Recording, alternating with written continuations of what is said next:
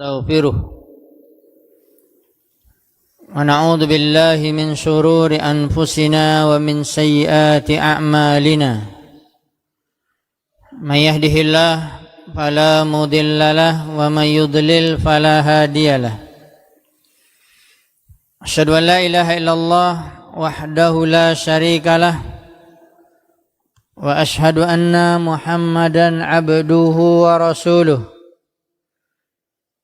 يا أيها الذين آمنوا اتقوا الله حق تقاته ولا تموتن إلا وأنتم مسلمون أما بعد فإن أصدق الحديث كتاب الله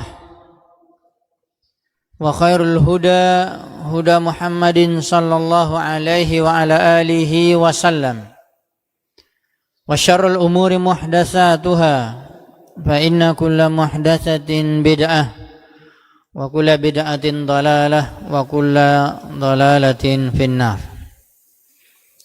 Ma'asyiral muslimin wal muslimat, jemaah salat subuh di Masjid Al-Hijrah, Markas Sunnah Islam di Pekanbaru.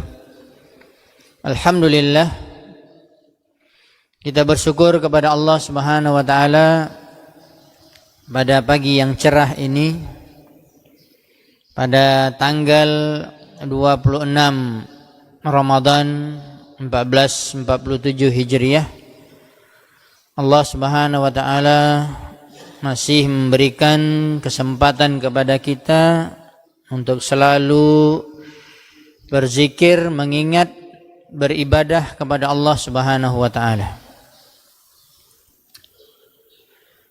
Kalau seandainya ada pertanyaan kepada kita, kalau dalam bahasa Arab sebenarnya ini ada di dalam hadis.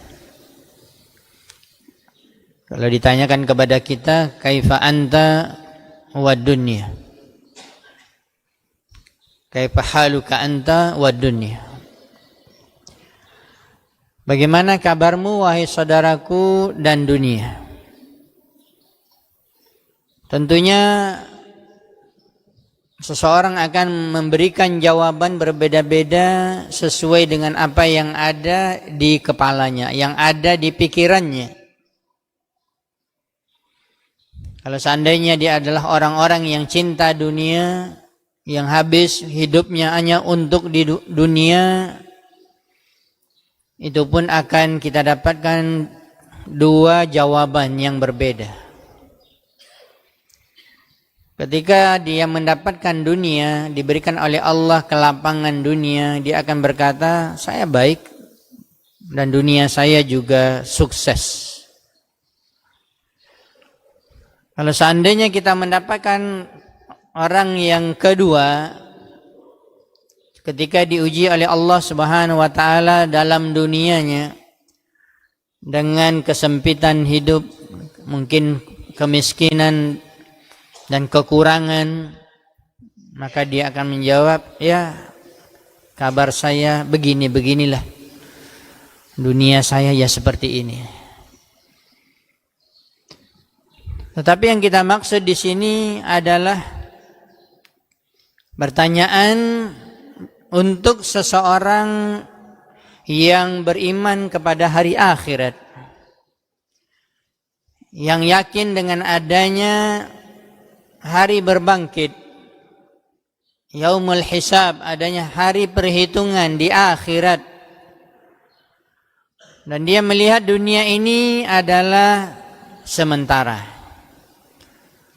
dan dia melihat dunia ini adalah tempat dia bercocok tanam, tempat dia menanam benih, lalu dia menyirami benih tersebut.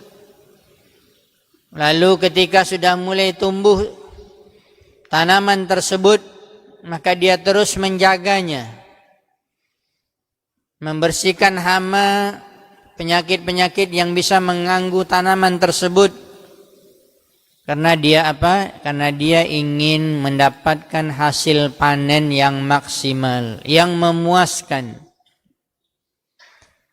Maka Rasulullah SAW ketika bertanya kepada para sahabat, kaifa anta wad dunya, bagaimana keadaanmu dan dunia? Maka Rasulullah SAW memberikan jawaban adalah karakibin, seseorang berada di dunia ini adalah seperti seorang yang dalam perjalanan mengendarai kendaraan,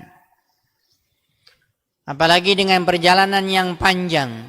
Kalau kita katakan ibaratnya dikiaskan dengan kehidupan kita masing-masing adalah sesuai dengan umur kita.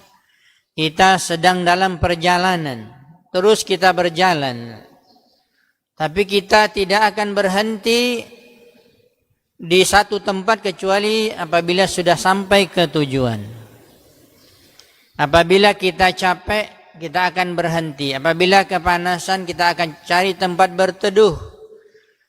Maka kalian semua di dunia ini seperti orang yang melakukan satu perjalanan, istadhalla tahta syajarah, yang dia apabila mendapatkan panas, dia akan istirahat, dia akan berteduh di bawah pohon. Begitulah kehidupan dunia kita, wahai kaum muslimin, penuh dengan ujian, penuh dengan hal-hal yang menyakitkan, penuh dengan hal-hal yang tidak kita senangi. Karena memang dunia ini tempat diuji oleh Allah Subhanahu wa taala. Tidak ada tempat istirahat kecuali di dalam surga. Sebagaimana yang pernah selalu dan kita dengarkan penjelasan para ulama salaf Ahlus Sunnah wal Jamaah ketika seorang murid bertanya kepada gurunya Imam Ahmad bin Hanbal rahimahullahu taala, ketika seorang murid bertanya kepadanya, kapan engkau berhenti mengajar, kapan engkau berhenti berdakwah, kapan engkau berhenti seperti ini? Maka Imam Ahmad menjawab, saya akan berhenti kalau sudah ada kepastian satu kakiku akan masuk ke dalam surga. Bukan kedua-duanya, satu. Disinilah perbedaan jawaban para ulama. Dan disinilah perbedaan jawaban tentunya dari Rasulullah SAW yang mengingatkan kita semua tentang kehidupan dunia. Maka kita tidak akan selamanya berada di bawah pohon untuk berteduh tersebut, karena Rasulullah SAW melanjutkannya, summa tarakaha, kemudian lalu dia meninggalkan pohon yang rindang tempat dia berteduh tersebut, dan dia terus melanjutkan perjalanannya. Dan perjalanan kita masing-masing sesuai dengan umur yang Allah takdirkan, lama atau sedikit atau tidak lama. Kemudian tentunya perjalanan yang lebih panjang setelah dunia adalah alam barzakh, alam kubur.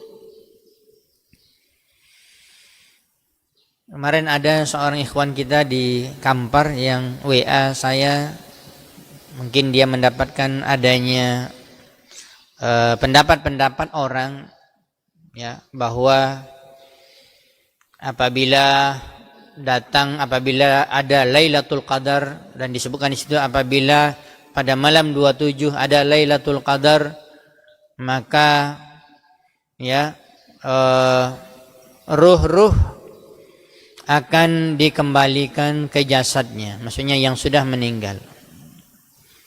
Maka tentunya kita menjawab, sebenarnya orang yang sudah meninggal dunia kemudian dia masuk ke alam barzakhnya, ketika dia sudah dikuburkan dan ditinggalkan oleh orang-orang dari pemakaman, maka datanglah malaikat Munkar dan Nakir, dan disitulah dia dikembalikan ruhnya di dalam jasadnya.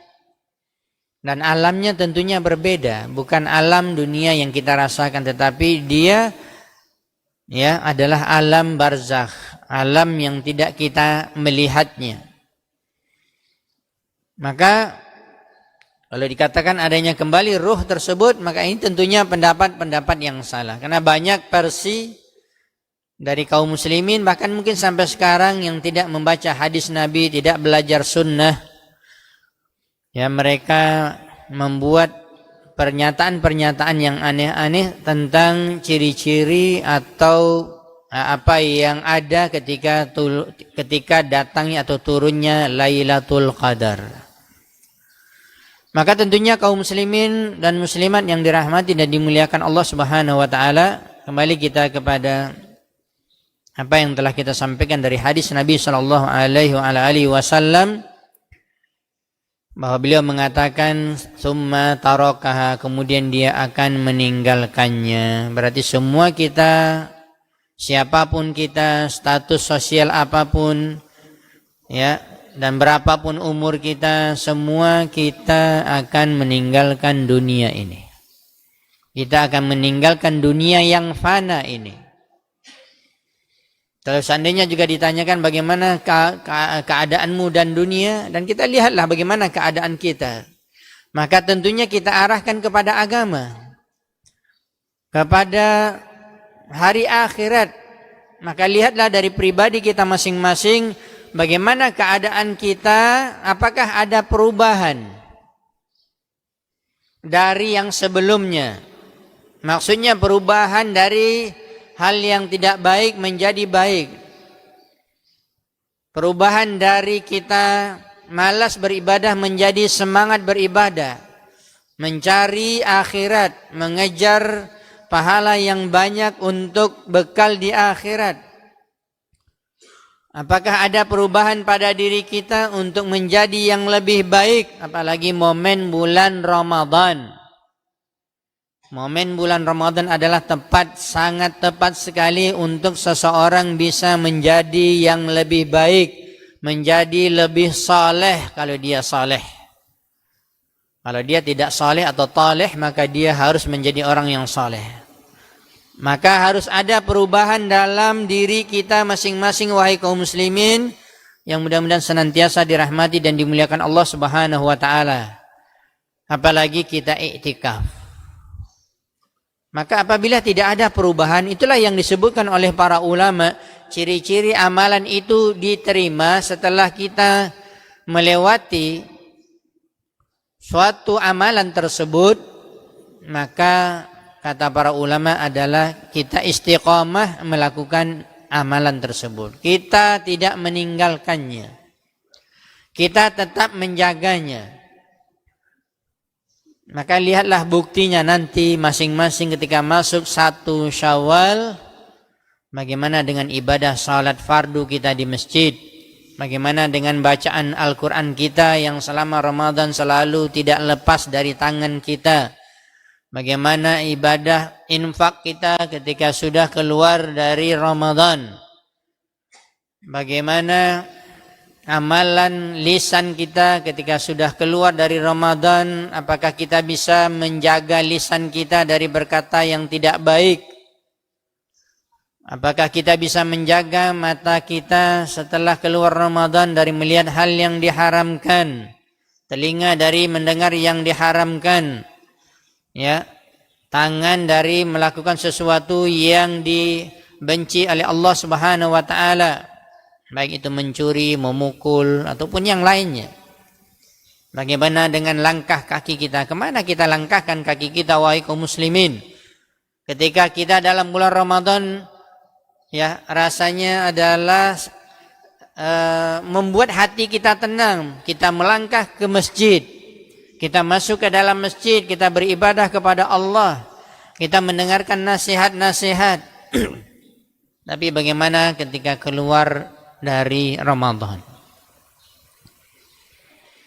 Walaupun kadarnya pasti akan berkurang, karena ini biasa namanya suasana, ya, keadaan Ramadan.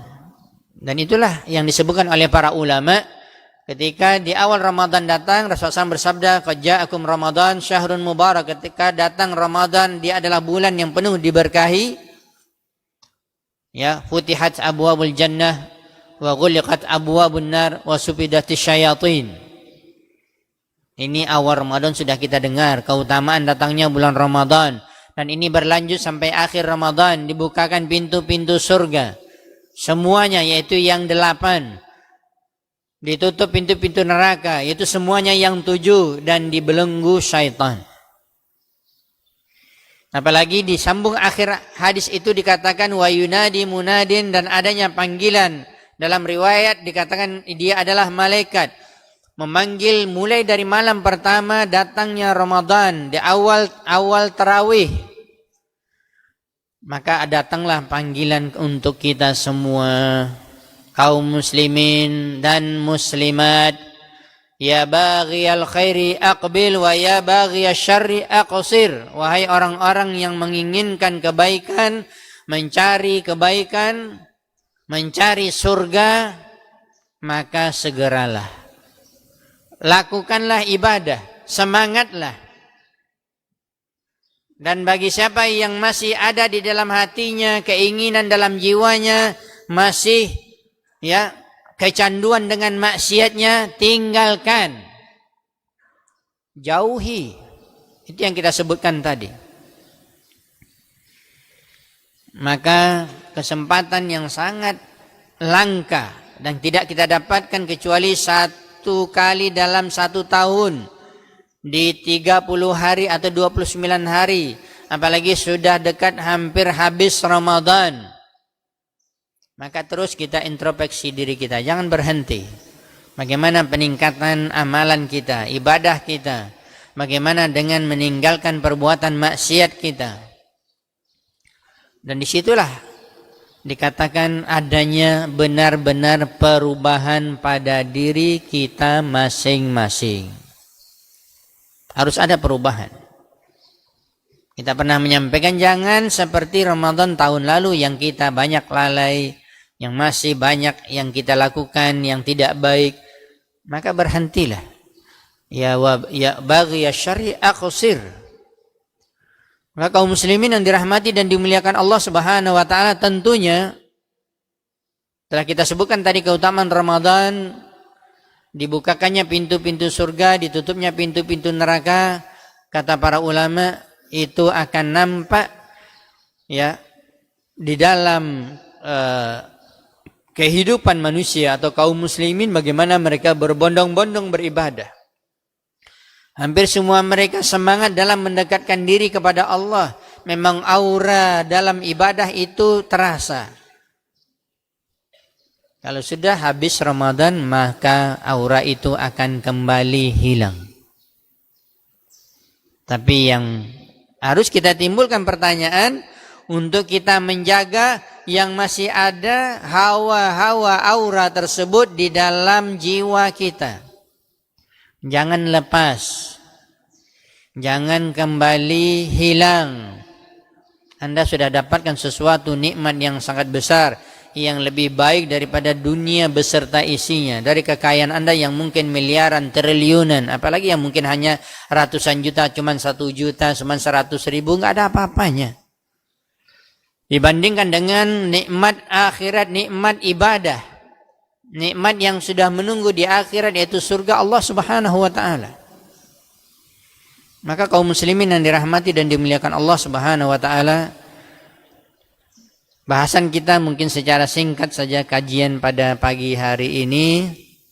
Tadi saya ingin berikan pengantar, mudah-mudahan juga tidak akan panjang, dan saya yakin juga sebagian kawan, apalagi yang baik iktikaf 10 hari ataupun yang mengambil malam saja, yang sudah mulai bergadang, yang matanya sudah mulai redup, lampu matanya sudah mulai redup, maka kita tidak akan memperpanjang juga.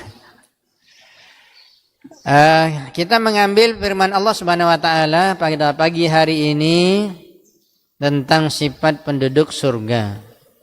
Apakah ini pernah saya sampaikan sebelumnya ataupun tidak, dia mengulangi juga tidak ada masalah. Bisa jadi yang saya sampaikan pada pertemuan juga tahun kemarin. Sifat penduduk surga. Karena tadi sudah disebutkan bahwa surga, pintu-pintu surga dibuka dalam bulan Ramadan, dan kita ingin memasukinya, tetapi tidak mungkin masuk di alam dunia karena belum ada alam akhirat. Surga dan neraka itu sudah ada, tapi belum ada penghuninya. Maka persiapkan diri kita untuk masuk ke dalam surga. Dan disebutkan di dalam surat Qaf. Disebutkan di dalam surat Qaf mulai dari ayat 31 sampai ayat 33. 31, 32, 33. Allah Subhanahu wa taala berfirman dalam surat Qaf, terletak pada juz 26. Bagi yang sebagian masjid yang setiap malamnya satu juz, tadi malam bacaannya, ya, pada malam ke-26 Ramadan. Allah Subhanahu wa taala berfirman, wa uzlifatil jannatu lil muttaqina ghairu ba'id, dan telah disediakan dan akan memasuki surga dan disediakan untuk orang-orang yang bertakwa. Ya, dan itu tidaklah jauh. Bukanlah sesuatu yang mustahil dan bukanlah sesuatu yang jauh, walaupun surga belum sampai, belum ada alam akhirat. Tetapi janji Allah Subhanahu wa taala pasti, wa uzlifatil jannatu lil muttaqina ghairu ba'id. Dan di sini ada kata-kata apa? Takwa, dan itu mengingatkan kita, Allah Subhanahu wa taala berfirman di awal Ramadan kita telah diwajibkan untuk berpuasa la'allakum tattaqun, agar kita menjadi orang yang bertakwa. Dalam ayat yang lain dikatakan, ya, bahwa surga itu uiddat lil muttaqin, disediakan bagi orang-orang yang bertakwa. Dan siapa sebenarnya orang yang bertakwa tersebut? Lanjutannya adalah ayat berikutnya. Disebutkan di sini ada 4 ciri penduduk surga. Dilanjutkan pada ayat yang ke-32, hadza ma tu'aduna likulli awwabin hafiz. Ini ada 1, 2. Kemudian, ya, yang ketiga, man khasyar rahmana bil ghaib. Ini yang ketiga. Yang keempat, waja'a biqalbin munib. Dan ini yang keempat. Walaupun banyak ciri-ciri sifat-sifat penduduk surga disebutkan oleh Allah Subhanahu wa taala di dalam Al-Qur'an, dan ini sebenarnya juga termasuk kesimpulan yang ada di dalam Al-Qur'an, disebutkan ciri-ciri penduduk surga yang akan memasuki surga Allah Subhanahu wa taala. Dan inilah surga ma tu'aduna, yang telah dijanjikan untuk kalian. Siapa tadi? Al-muttaqin, orang-orang yang bertakwa. Likulli, dan akan masuk ke dalamnya bagi setiap siapapun orangnya, apapun status sosialnya. Ya, awwabin hafizin. Yang pertama adalah awwab, ayyakuna awwaban, yaitu dia adalah orang yang awwab. Awwab ini kalau disebutkan oleh para ulama aibuna, ada orang yang kembali. Sebagaimana kalau kita pulang dari safar atau menuju kampung kita atau menuju tempat tinggal kita yang tempat mukim kita pulang dari tempat safar, maka ada sunnahnya kita mengucapkan di samping doa safar, naik kendaraan, ya, kemudian kita mengucapkan aibuna taibuna al-amiduna, ya, li rabbina hamidun, yaitu kami kembali wahai Allah. Ya, kalau di dalam ayat ini dikatakan kembali, apa maksud kembali di sini? Di dalam penjelasan ayat Al-Qur'an dan juga hadis, ya, ada sinonim kata dari awwab ini, yaitu tawwab, yaitu taib, yaitu orang yang bertaubat. Dan para ulama dalam bahasa Arab dan juga ulama Islam menyebutkan bahwa ungkapan, ya, awwab, yang orang dikatakan, ya, aibun, itu adalah lebih dalam maknanya daripada taibun, orang yang bertaubat. Makanya disebutkan oleh banyak para ulama tafsir, para ulama salaf di dalam menafsirkan ayat ini. Di antaranya saya mengambil rujukan, yaitu kitab Imam Ibnu Qayyim Al-Fawaid, menjelaskan tentang tafsir dari ayat ini. Ya, sebagaimana juga dijelaskan oleh para ulama tafsir, di antaranya Imam Ibnu Katsir dalam tafsirnya Al-Qur'anil Azim.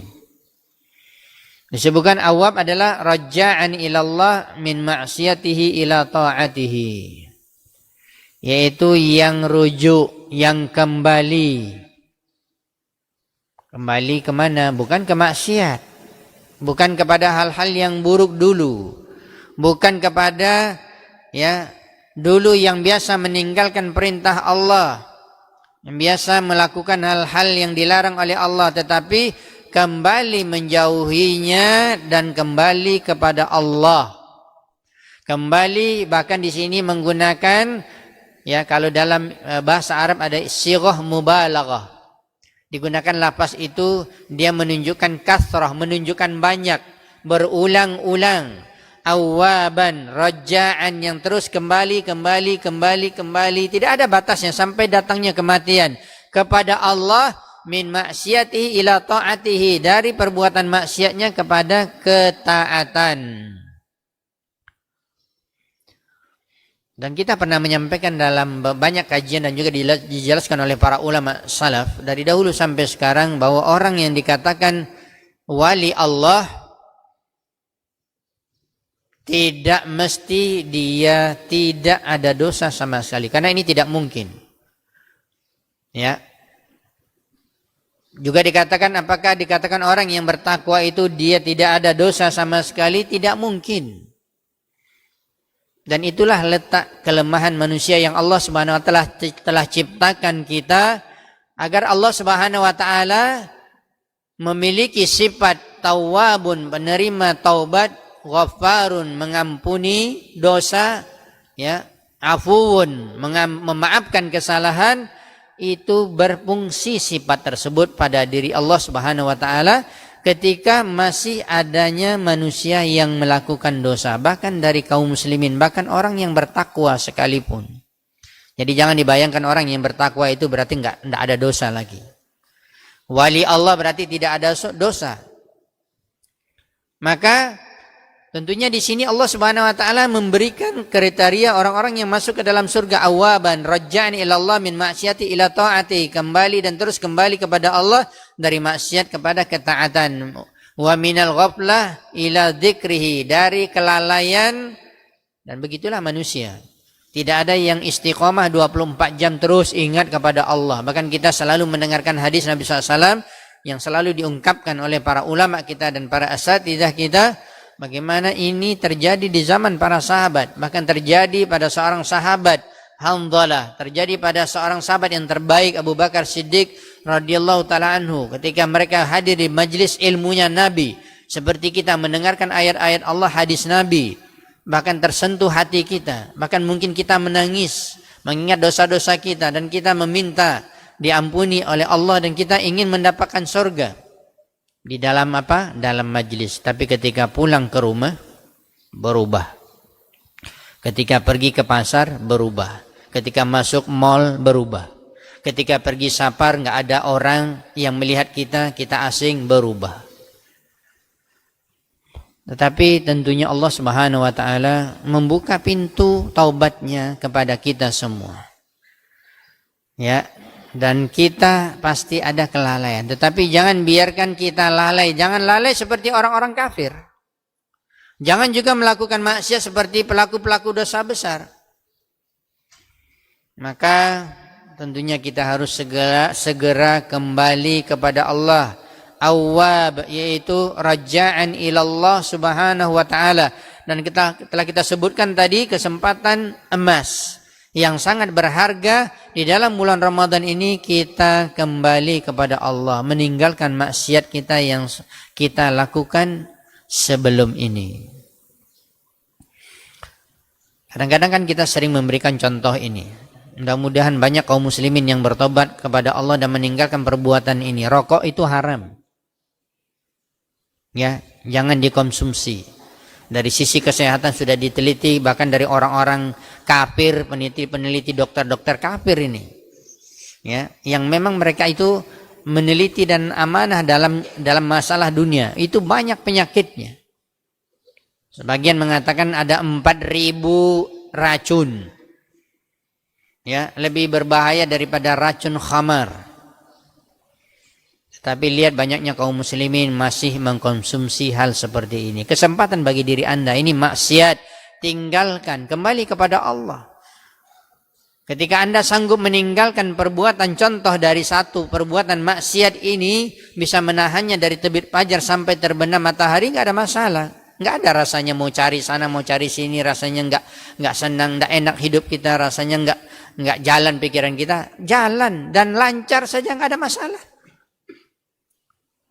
Berarti Anda bisa meninggalkannya, pasti bisa. Makanya banyak teman-teman yang sudah ngaji yang meninggalkan perbuatan ini, mereka mengatakan dulu saya mengalami ini Ustadz. Maksudnya dalam arti ingin berubah tetapi juga belum bisa, meninggalkan belum bisa. Ternyata kuncinya adalah ya ketulusan hati kita, betul-betul ingin berubah dengan yakin pasti bisa berubah. Tapi kalau setengah-setengah nggak akan bisa berubah. Masih ada rasa kecanduan tersebut. Bahkan ada saya juga sering olahraga dengan teman-teman ya, yang dia juga alhamdulillah sudah ngaji dan dia mengatakan, "Oh, saya dulu Ustaz pecandu rokok." Oh, itu kalau ketika saya dulu masa katanya jahiliyah, jangan lagi kata dia. Ya. Bahkan asap itu kan masuk keluar mulut hidung. Enak aja, nggak ada masalah, tapi sekarang kata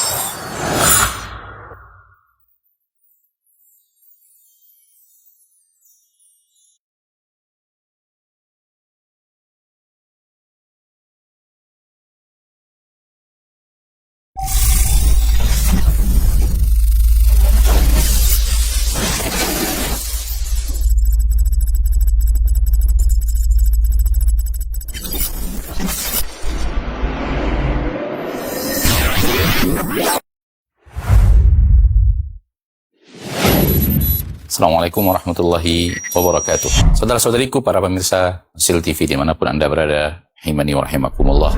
Semoga antum selalu berada dalam lindungan Allah Tabaraka wa Ta'ala, dan semoga kesehatan, keberkahan, rahmat dan nikmat Allah.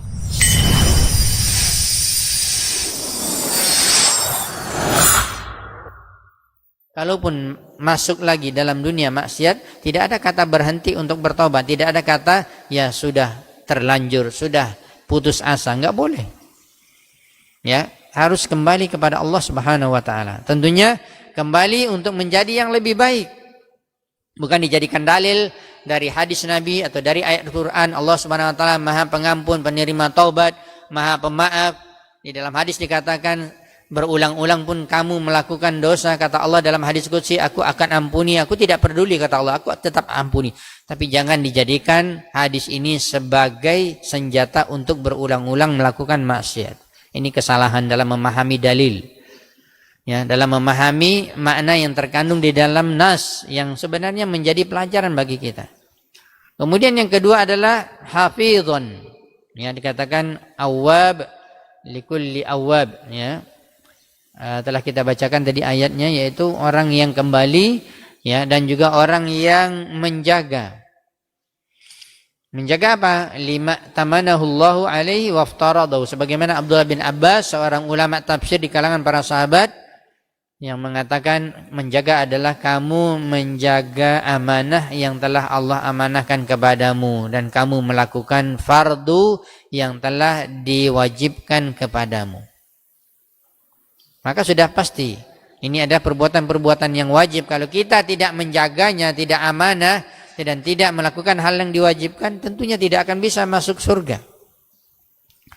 Makanya kita selalu mendengarkan hadis yang mungkin kita duduk di majelis-majelis ilmu, seorang sahabat, orang Arab Badui, datang dari pedalaman, datang kepada Nabi dan mengatakan, wahai Rasulullah, saya hanya melakukan perbuatan atau amalan-amalan wajib, tidak aku tambah. Apakah aku masuk surga?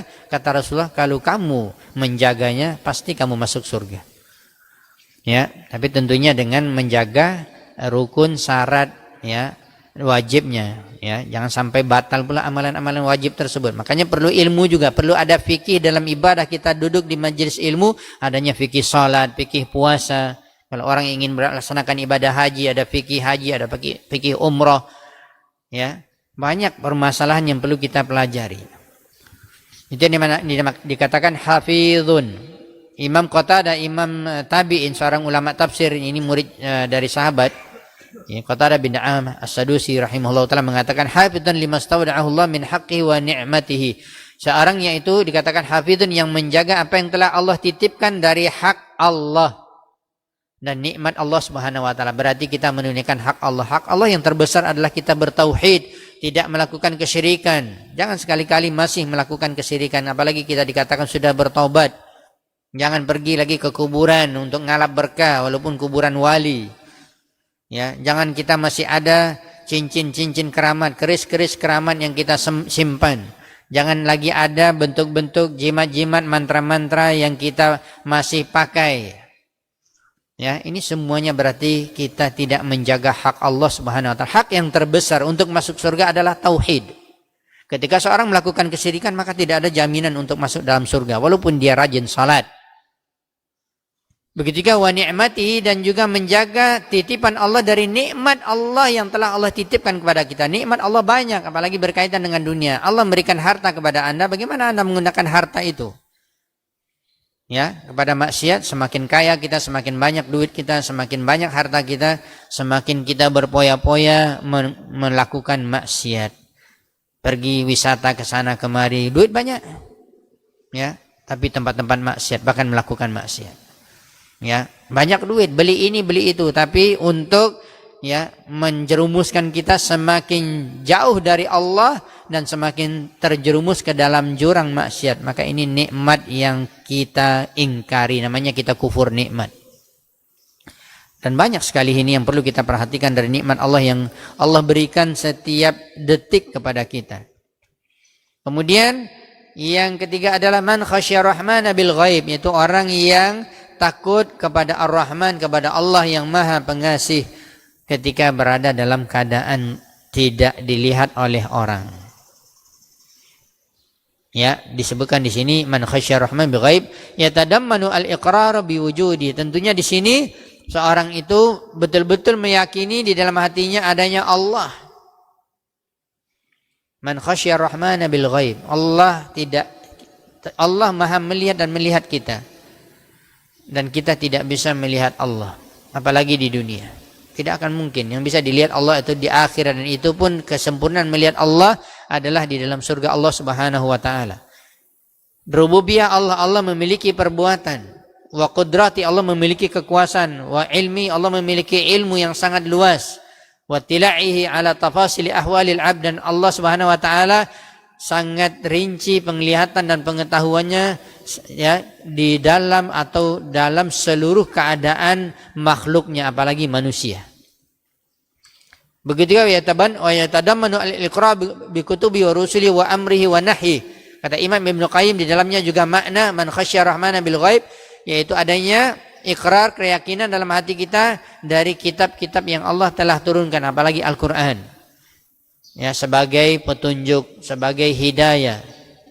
Wa rusuli, dan juga kita meyakini adanya utusan-utusan Allah yang menyampaikan risalah Allah dan ditutup dengan kenabian Nabi Muhammad sallallahu alaihi wasallam, dan kita wajib mengikuti beliau. Wa amri wa nahi, begitu juga ada perintah dan larangan Allah. Kita harus perhatikan setiap membaca Al-Qur'an, ya ayyuhalladzina amanu, wahai orang-orang beriman. Ya. Kata Abdullah bin Abbas atau Abdullah bin Mas'ud radhiyallahu taala anhuma, seorang ulama tafsir dari kalangan para sahabat, mereka mengatakan apabila kamu mendengar atau membaca ayat ya ayyuhalladzina amanu, wahai orang-orang beriman, maka yakinlah itu adalah panggilan untukmu. Kamu yang membaca itu panggilan untukmu. Karena di situ ada perintah yang kamu harus lakukan dan ada larangan yang wajib kamu tinggalkan. Begitu ya tadammanul iqrar bi wa'di wa wa'idi wa liqa'i. Di situ juga ada makna man khasyar rahmana bil ghaib, yaitu adanya janji Allah yang pasti bagi orang-orang yang beriman, bertakwa, beribadah, bertauhid, dan selalu bertaubat kepada Allah, surga. Ya, bahkan juga kebaikan di dunia, keberkahan dalam kehidupan kita, dalam harta kita, dalam keluarga kita. Begitu juga adanya keyakinan wa'idi, adanya ancaman Allah bagi orang-orang yang berbuat maksiat, yang tidak mau bertobat dari maksiatnya, tidak mau kembali kepada Allah, terus berada di dalam maksiat tersebut yang jauh dari Allah, ya, bahkan melakukan perbuatan-perbuatan dosa besar. Ada ancaman Allah yang pedih di dunia dengan hal yang tidak kita senangi, diuji oleh Allah, apalagi di akhirat dengan azab api neraka jahanam. Wa liqa'ihi, dan juga ada kepastian dan pastinya kita akan bertemu dengan Allah Subhanahu wa taala. Yang terakhir, ciri yang keempat adalah waja'a biqalbin munib, dan datang dengan hati yang kembali kepada Allah. Kalau tadi yang pertama awab, ya, itu juga dari kata-kata anaba yunibu, munib, orangnya adalah munibun. Sekarang adalah masuk ke dalam yang lebih dalam, yaitu hati manusia. Ya, biqalbin munib, berkata Abdullah bin Abbas radhiyallahu anhu, raji'in an ma'asi, yaitu dia kembali kepada Allah, menjauhi diri dari maksiat kepada Allah Subhanahu wa taala. Muqbilin ala taatillah, betul-betul dia bawa dirinya, jiwa raganya untuk taat kepada Allah. Wa mahabbati, untuk betul-betul mencintai Allah. Wa iqbali alaih, dan menghadap Allah Subhanahu wa taala. Di akhir ayat 35 sambungannya Allah Subhanahu wa taala menyempurnakan, ya, penjelasannya di dalam ayat ini tentang surganya bagi orang-orang yang memiliki 4 sifat ini. Maka Allah mengatakan, udkhuluha bisalam dzalika yaumul khulud, ya, lahum ma yasha'una fiha wa ladaina mazid. Masuklah kalian semua ke surga Allah dengan keadaan selamat, ya, salimin bisalamin, dzalika yaumul khulud, dan itulah hari kekekalan yang ada di akhirat. Dan semuanya mereka akan mendapatkan apapun yang mereka inginkan dari kenikmatan. Bahkan yang tidak ada di dunia pun mereka bisa dapatkan nanti di surga. Waladaina mazid, bahkan kami terus, kata Allah, menambah dan menambah nikmat tersebut. Sebagian para ulama tafsir mengatakan, ya, ma yasha'una fiha adalah nikmat Allah yang sangat banyak di dalam surga, bahkan tidak pernah terputus. Kemudian waladaina mazid, dan kami memberikan tambahan, yaitu dapat melihat wajah Allah, ya, dapat mendapatkan ridho Allah. Ini nikmat yang terbesar, kata para ulama dalam penjelasan ayat Al-Quran dan hadis. Nikmat yang terbesar di dalam surga adalah melihat wajah Allah dan mendapatkan ridwanullah, ridho Allah Subhanahu wa ta'ala. Mudah-mudahan apa kita sampaikan pada pertemuan kita pagi hari ini bermanfaat, ya, menjadi pelajaran yang berharga bagi kita, momen yang tepat kita untuk kembali kepada Allah, meningkatkan amalan ibadah kita, introspeksi diri kita, dan terus kita, ya, berusaha semaksimal mungkin untuk melakukan apa yang kita ketahui dari perintah-perintah Allah dan menjauhi larangan yang dilarang oleh Allah Subhanahu wa taala. Wallahu taala alam bisawab. Wa akhiru da'wana anil hamdulillahi rabbil alamin. Subhanakallahumma bihamdika asyhadu an la ilaha illa anta astaghfiruka wa atubu ilaik. Wassalamualaikum warahmatullahi wabarakatuh.